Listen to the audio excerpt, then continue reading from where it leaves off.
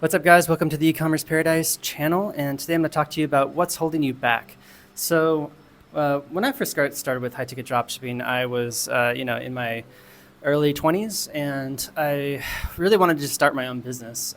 I was working a day job at a warehouse in Los Angeles, California, and my whole goal at that point in my life was just to have a job and be able to pay for my bills, and so I could live in Los Angeles and go skate every single day, because skateboarding is my passion, one of my favorite things to do every day. And so that's all I wanted to do. And I basically just combed Craigslist until I found a suitable job, and I applied for it, and I went in for a job interview, and I got it, and I was super happy about that. Basically at that point in my life, I was kind of struggling a lot, and I had just gotten let go from a job, and I had a girlfriend, and her uncle had introduced me to a movie called The Secret. And in that movie, they talk about the law of attraction, and they talk about how you need good energy, and you need the energy that you will have when you receive the thing that you're looking for already before you go and even look for the thing, because that's what will attract you to the thing. So kind of an abstract concept, but it actually really does work. So basically, if you want to just like sit there and meditate and think about what you want and feel like you've already achieved it, you'll get a really good feeling. And that's that feeling, that's energy, that's a vibration, and that you can use that vibrational energy to attract what it is that you're looking for. And in that movie, they talk about how the universe will pretty much just bring it into your life, and that's the truth. The law of attraction is really amazing, and that's how it works. That's pretty much what I did. I just meditated and closed my eyes and visualized myself, driving a fast car, having a nice house, having a wife, just being able to do all these different things, and having the life of my dreams. And at that point it was mostly just like finding a job and getting paid. So I visualized that, and then sure enough, within a week or so, I had actually gotten a job, gotten hired. So but I went through ups and downs, and through that journey, I basically realized that I didn't want to have to work jobs anymore.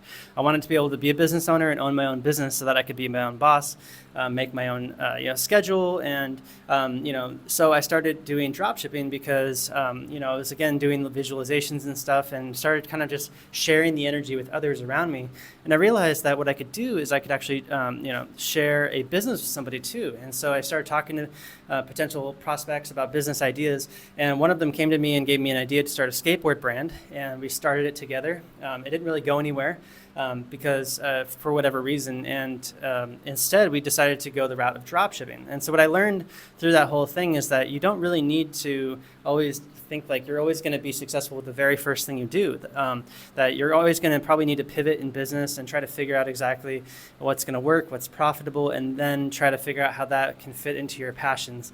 What I found is that at the time, a certain type of bicycle was really popular around Los Angeles, and my partner had noticed this, and I did some research and verified it. And these types of bikes are called single speeds or fixie bikes, and they're really popular. And back then, around 2010, 11, they were just starting to get really popular, and there were some big brands popping up, and I decided, why not try drop shipping these products? So we found some suppliers, went actually to their warehouse to talk to them in Los Angeles, make those connections. And then we got an account with them where they would actually drop ship the product to our customer for us. And that was a big thing. And back then, I had never taken a course on drop shipping. I didn't have any mentors besides my partner. And he was a locksmith by trade, so he didn't know everything there was to know about internet marketing and stuff. So we were kind of just figuring stuff out as we went. But the cool thing about that whole process is that I was getting my feet wet, and I was learning, kind of like the ins and outs and how things work, and having little successes here and there, which was really, really helpful, because at the time, I was just getting started out, and a little success meant really big thing for me. So once we got the first account, we were able to figure out a website to set up. And the first website we set up was really, really basic HTML, and the buy now buttons were PayPal buy now buttons. And it was really simple. We didn't drive any ad traffic to it. We just hired an SEO agency to, keyword optimize the website and put some backlinks on the web. And we ended up getting enough traffic about a year later to pay for those services. But I realized that obviously that wasn't going to be scalable. what I needed to do was I needed to figure out how to do SEO myself and run ads myself, and also scale the business by getting more suppliers, not just selling one supplier. So, the following year, 2013, I did all that work, and I was able to scale the business up to $100,000 in revenue that year, which is around $10,000 a month or whatever in sales, and after net profit of around 10% or so, 20%, 10 to 20%, I'm looking at, $1,000 to $2,000 a month in net profit. And that was almost enough to live on with a very meager living in LA. So I decided at that point that I would quit my job and just work full time on my business. And that following year, I was able to scale it up to $500,000 a month in revenue, or $500,000 that whole year in revenue, which is around $50,000 a month. And with $50,000 a month, I was making $5,000 to $7,000 maybe or so net profit, and that was plenty of money to live on. So at that point, decided to sell the company, start becoming a digital nomad, traveling around a lot, and I started a new company about a year later, and then kind of did the same sort of process. And then sold it again, and then started a new company again, because I kind of know how to do the dropshipping stuff now, and I signed up for some courses and got some real mentorship. But all along the way, it was all about just like not letting things hold me back. I had a lot of people always asking me questions like, do you think this is a good idea or not? And I was always trying to think like, are they saying this to protect me, or are they saying it because, to spite me?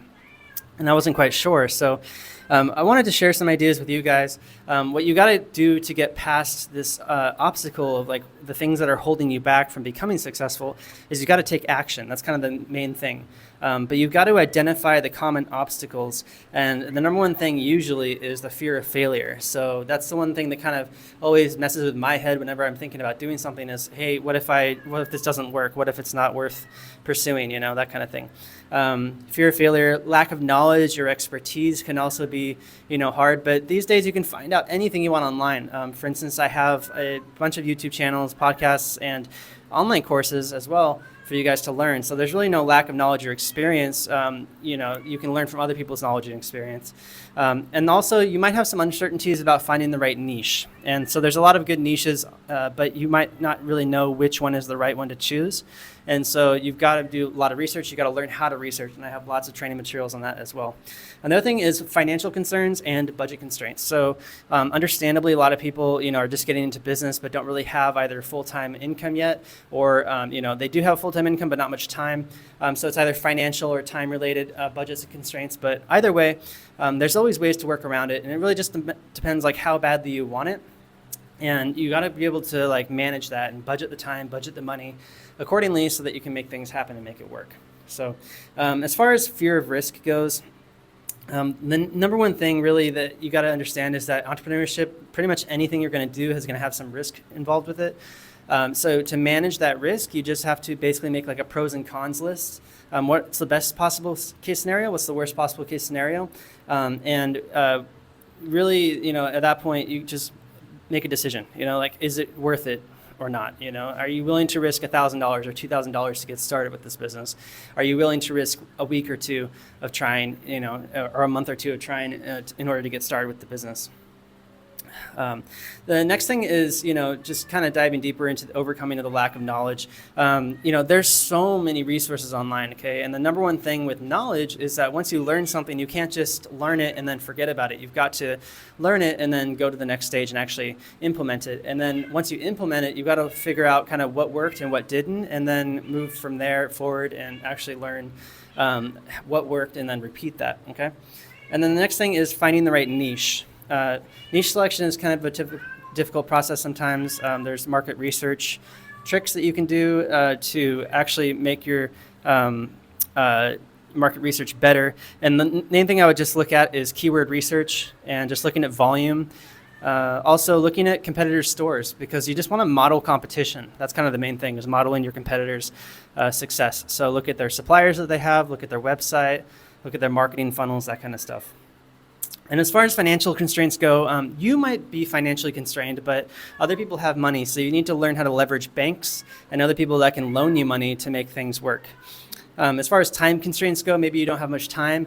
Well, maybe you can make time. Maybe you can get rid of the TV for an hour every day and spend that hour with high ticket dropshipping. It really just depends on like what you have going on in your life. You've got to make some sacrifices and do what it takes to be able to set time aside, set money aside, and make it happen and learn stuff. Okay, in conclusion, I'd just like to talk about my offers and what I have for you. So right now I have a free niches list for high ticket dropshipping. You just go to ecommerceparadise.com/niches. You can get that free niches list, and you also get a free mini course. Or just go to ecommerceparadise.com/mini course and you get that free mini course. And it's all about high ticket dropshipping, what you need to get started, what you need to have before you get started, and the kinds of things that you need to be prepared for in order to run this type of business.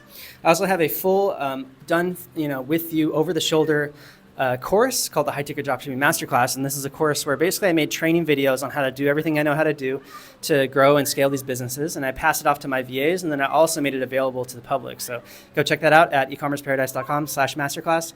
And lastly, I have a done for you offer, which is we build an entire high ticket dropshipping store and business for you, hand it off to you when it's ready. It's called our turnkey high ticket dropshipping done for you service. You can go check it out at ecommerceparadise.com/turnkey. Thanks so much for watching, guys. Definitely hit subscribe, like, and I'll see you guys out there in the next video. Take care.